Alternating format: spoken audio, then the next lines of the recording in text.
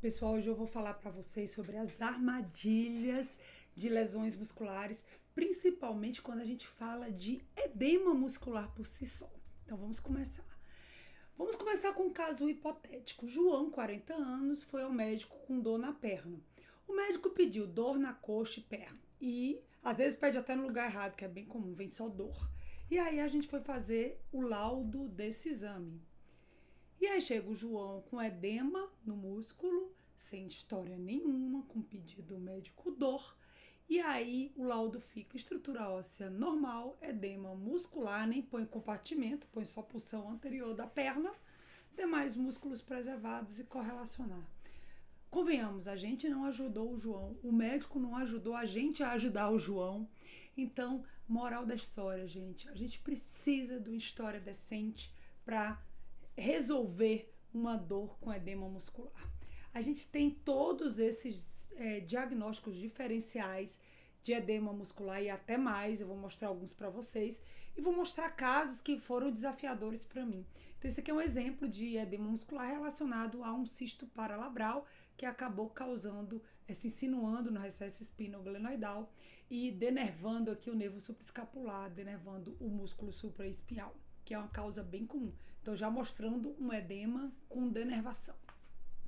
Então, aqui mostrando como o edema é super inespecífico. Então, o edema pode ter causas traumáticas, desde a contusão, quando a gente tem uma batida no local, o estiramento, quando o músculo estira e acaba rompendo, que pode ser uma ruptura menor, que a gente chama de estiramento propriamente dito, ou ruptura franca, até com hematoma no local.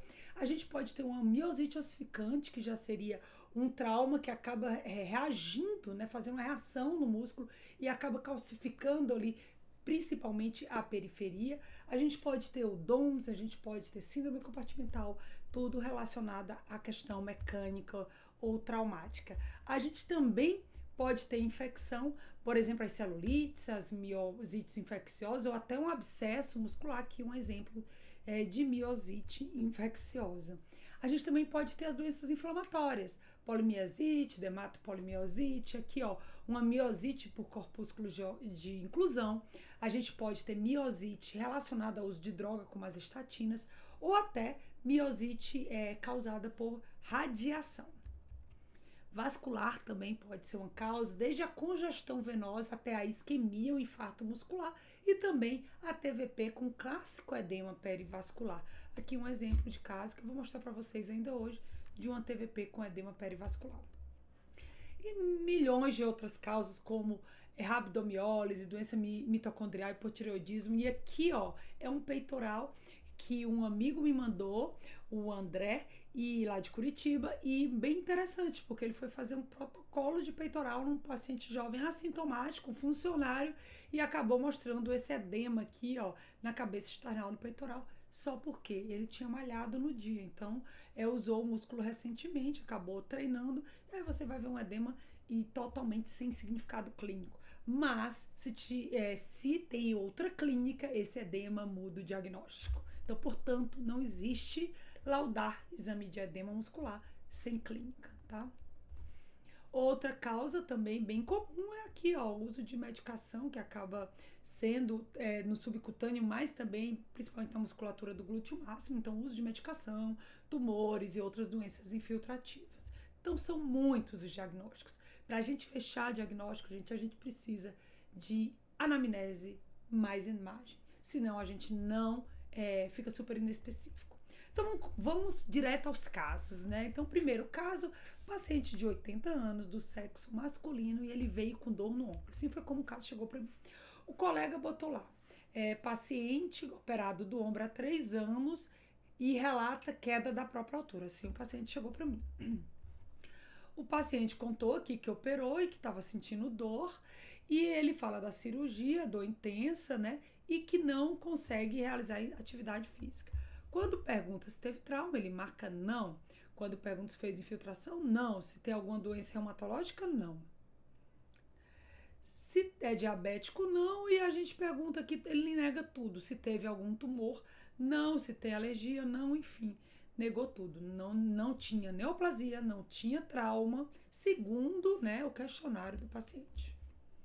Bom, e aqui fui eu, o coronal DP77, o axial DP77 e o sagital DP. Ele tinha um edema que não respeitava plano, um edema que descia aqui, ó, pelo coracobraquial e pelo bíceps, mas vinha aqui também na musculatura posterior do ombro.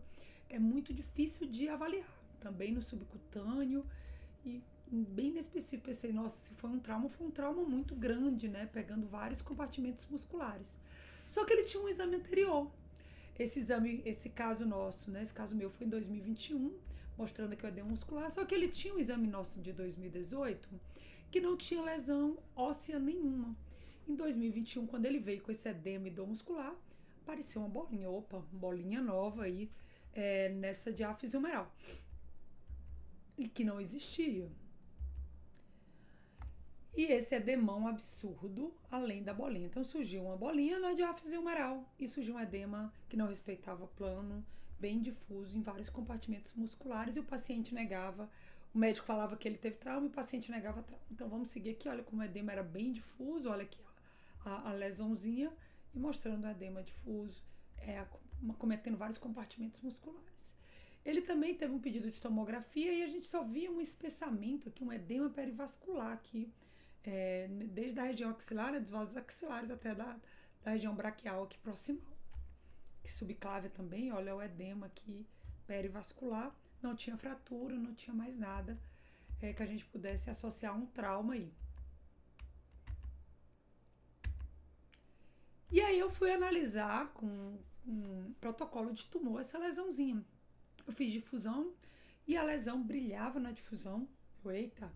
E o ADC 880, super compatível com lesão hipercelular. Eu digo, nossa, paciente, além desse edemão, só complicou mais. Ele tem uma lesão tumoral com hipercelular, provavelmente um tumor, que apareceu aí nessa diáfise humeral e que não tinha antes. E agora, o que eu vou fazer, né? Com essa história aí mal contada que o colega disse que ele teve trauma e ele nega. Eu chamei o paciente para conversar e para fazer mais sequências. O que faltou nessa história?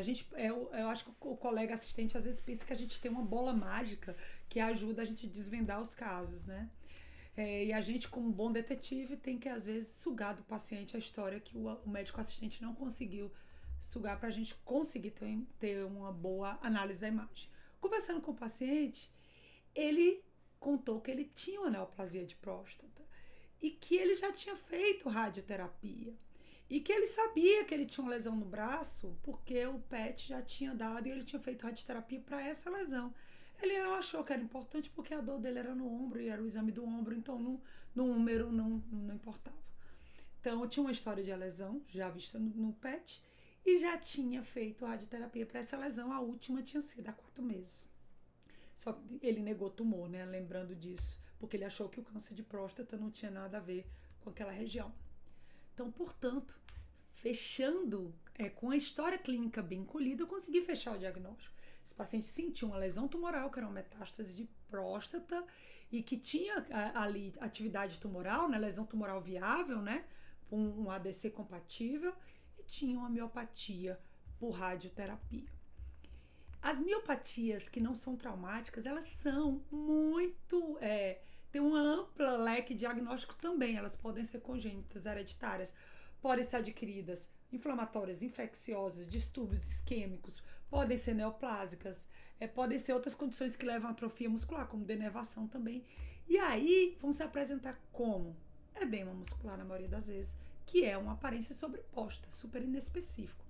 Então, o edema muscular é um padrão comum que a gente vai achar em várias miopatias, desde traumática, o paciente que teve um estiramento, por exemplo, até ao traumática, que aí o leque também é bem amplo, como eu mostrei para vocês.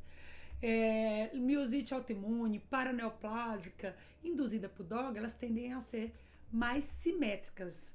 As miosites por infecção e por irradiação e a mionecrose tendem a ser mais assimétrica.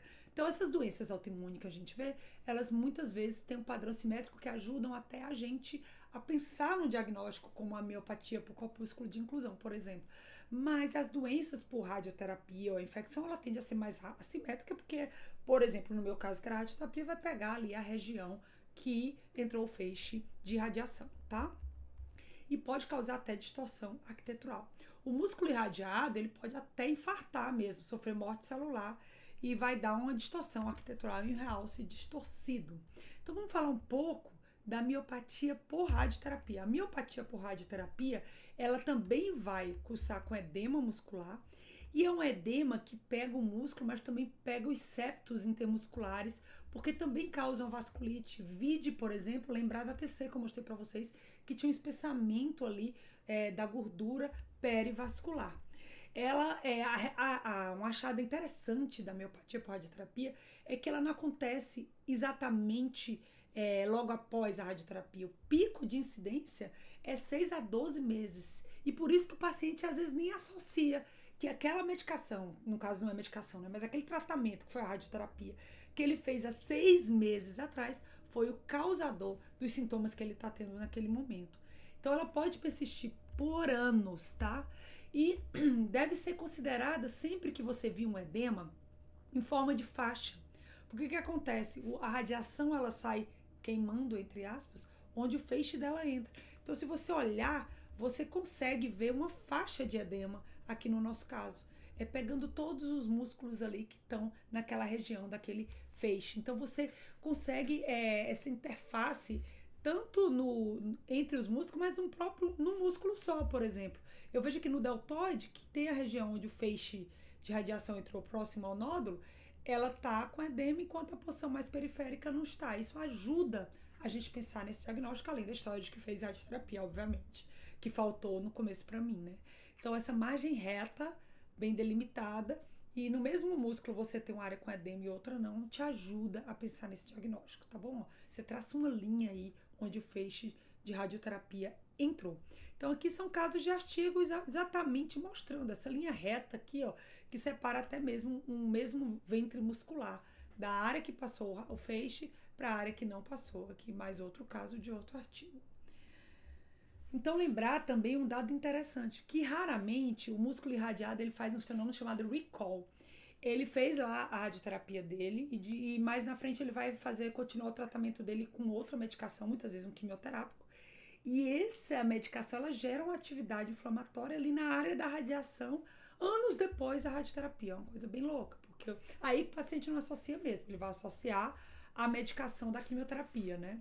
Então, ele pode ter esse edema sofrendo um recall, né? Depois de muitos anos, se ele tomar algum quimioterápico, enfim.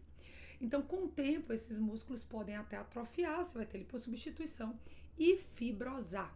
E o tratamento é basicamente anti-inflamatório e corticoide. Esse paciente acabou tomando analgésico, pregabalina e acabou melhorando com o tempo.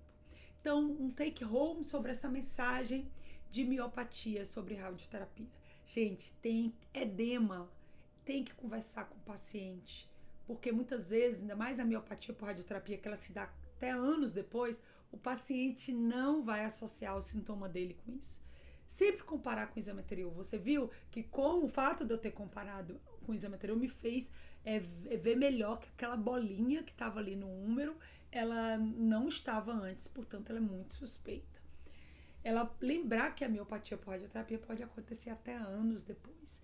E sempre considerar essa lesão quando a gente vir margens retas, às vezes mesmo no mesmo músculo, separando a área que tem edema da área que não tem. Então salva isso aqui para você não esquecer desse diagnóstico diferencial de edema. Um abraço.